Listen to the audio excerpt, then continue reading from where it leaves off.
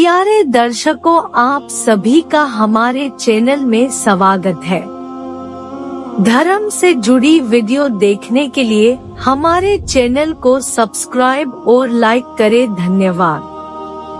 प्यारे दर्शकों, अगर आपने वीडियो का इससे पहला भाग नहीं देखा तो इस चैनल पर जाकर देखें। धन्यवाद। पिछली वीडियो में हमने देखा कि साखी महान कौतक।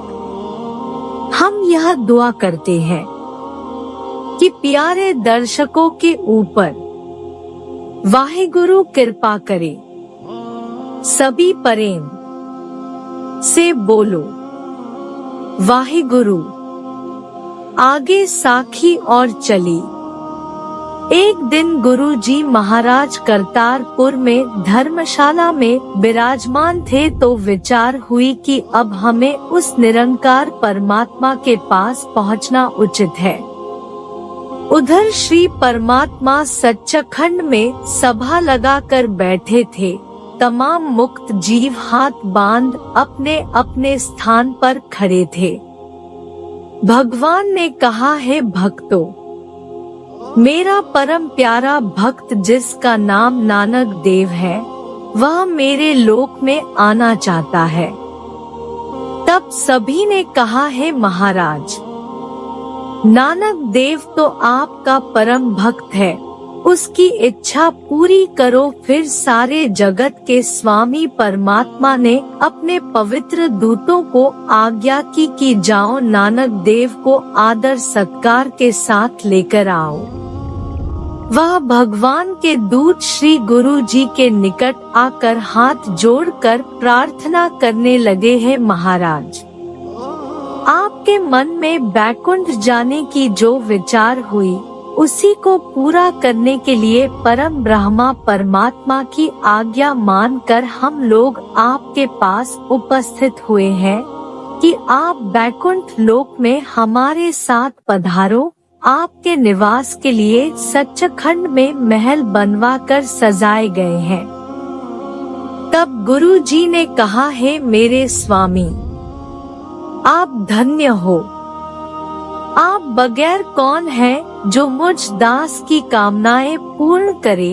यह कहकर सेवकों के साथ जाकर गुरु जी ने भगवान के चरणों पर नमस्कार की। तब परमात्मा ने कहा, आओ प्यारे नानक, तू तो मेरा परम भक्त है।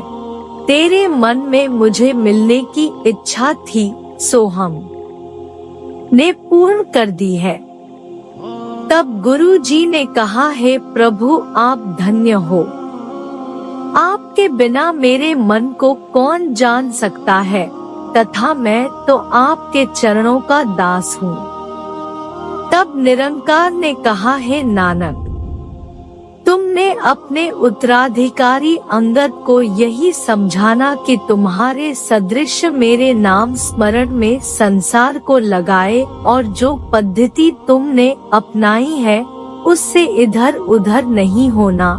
फिर गुरु जी करतार की बात भली प्रकार समझकर वापस मात लोक में लौट आए तथा फिर उसी समय श्री अंगद देव को बुलाकर सभी बात समझा दी और 5 पैसे नारियल अंगद देव जी के आगे रखकर तथा परिक्रमा करके गुरु नानक देव जी ने अंगद देव के चरणों पर प्रणाम किया तथा अंगद देव जी ने गुरु जी को नमस्कार किया और कहा, है महाराज, आपने मुझे नमस्कार किया है, इससे तो मुझे पाप लगेगा।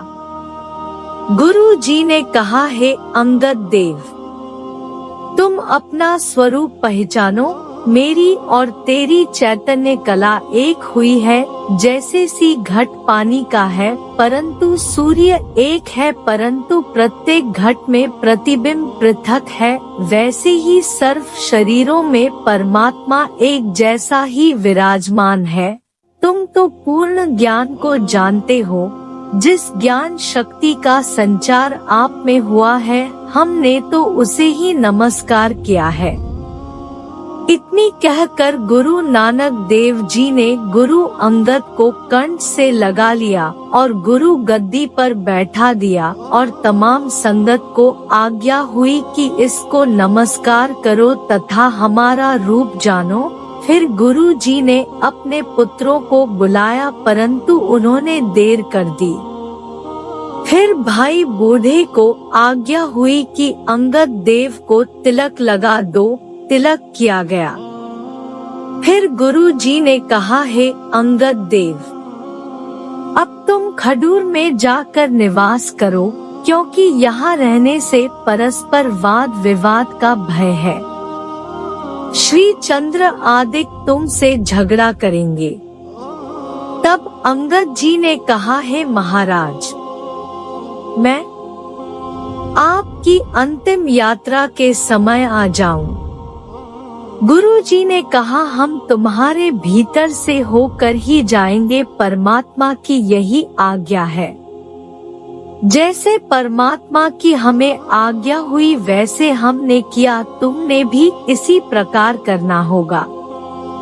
ईश्वर नाम स्मरण तथा दीनों पर दया, वृद्धा प्रेम और परमात्मा पर पूर्ण विश्वास बांटकर खाना, चोरी, व्यभिचारी से दूर रहना तथा सत्य बोलना, यही मनुष्य जीवन का महान कर्तव्य है। अब हम उस महान ज्योति का दर्शन करने के लिए महायात्रा कर रहे हैं। यदि आपने कुछ और पूछना हो तो निसंकोच पूछिए। गुरु जी के यह वाक्य सुन अंगद देव का मन पसीज गया, उनके नेत्रों में आंसू आ गए। तब गुरु जी ने उपदेश द्वारा उनको शांत किया। फिर गुरु जी ने स्नान किया और अंगद देव को रवाना किया। अंगद देव अनेक दिन पूर्व गुरु से बिछुड़कर खहूर में आ गए तथा गुरु नानक देव करतारपुर में ही विराजते रहे। नित्य कीर्तन, उपदेश आदि होता रहता था। संगत मिलकर जपुजी का पाठ, आशा की वार, आरती, सोहिला आदि पूर्ण कार्य करते। गुरु जी ने अपने मुखारबिंद से परमेश्वर का जाप कहा, जो परमेश्वर सच्चिदानंद रूप है और 3 गुणों से रहित है। जन्म, मरण, हानि, लाभ, सुख से अतीत है। सांसारिक विकारों से परे है। ऐसे ईश्वर को जपने वाला ईश्वर में ही समा जाएगा तथा महान में जाकर स्वयं महान हो जाएगा। इसके पश्चात गुरु जी ने एक पर्दा तनवा दिया और सभी सामान अपने निकट रख लिया। धरती पर बिस्व बिछाकर तथा 2 चादरें ओकर पद्मासन लगाकर बैठ गए और भीतर किसी को न आने का आदेश दिया। जब 1 प्रहर रात्रि शेष रह गई तब श्री गुरु नानक देव जी महाराज ध्यान में लीन हो गए। तब श्री पारब्रह्म परमेश्वर स्वयं गुरु जी के निकट आए। जब भगवान कनात में पहुँचे, महान प्रकाश जनता ने अपने नेत्रों द्वारा देखा। अगला भाग देखने के लिए चैनल को सब्सक्राइब और लाइक करें। धन्यवाद।